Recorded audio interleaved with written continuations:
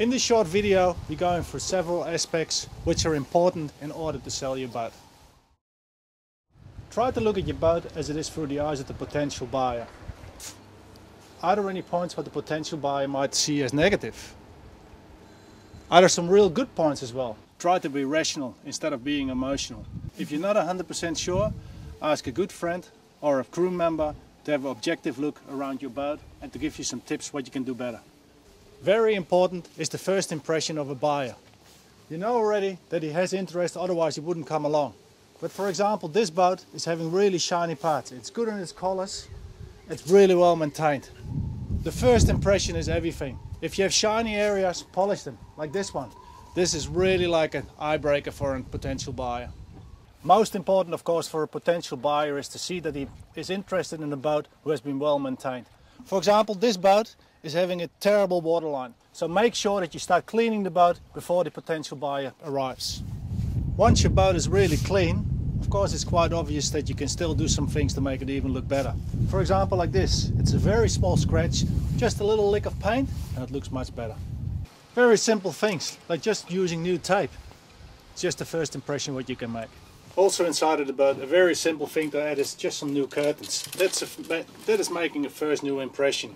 As well by looking at the doors. Make sure that they open and close very easy. Of course, one of the first impressions a buyer will get is when he gets on board is the smell of a boat. So make sure that your bilges are dry and that there's actually good smells. In this case, just some fresh air will do a good job for you. By tidying up the boat and not leaving behind any unnecessary things, the boat will look way more neutral, and as well it gives more space. It's important that all the personal items and touches are off the boat, because then a potential buyer looks at his boat, not at your boat. And don't forget these last 3 points. Light is really setting a nice atmosphere inside of the boat, so make sure you switch them on. But as well switch off annoying noises, like a VHF, what is very often on a boat. But a very simple thing, even your own mobile phone. Put it on mute and you don't get disturbed. Another point is the temperature inside of a boat. Today it's a cool day, so if you have a heater, switch it on. Next point is the documentation of the boat. It's a real good idea to print out the brochure which is standing on our side along with you. Because on the specifications you can check all the items listed if they're actually on board.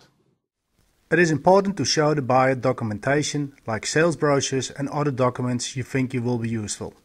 The buyer also wants to know whether the value-added tax has been paid and that you are the lawful owner.